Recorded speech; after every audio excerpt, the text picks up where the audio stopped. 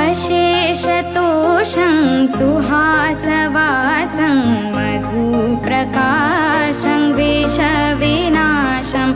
अशेषतोषं सुहासवासं मधुप्रकाशं विषविनाशं नौमि प्रणौमि नमस्करोमि नौमि प्रणौमि नमस्करोमि श्रीशं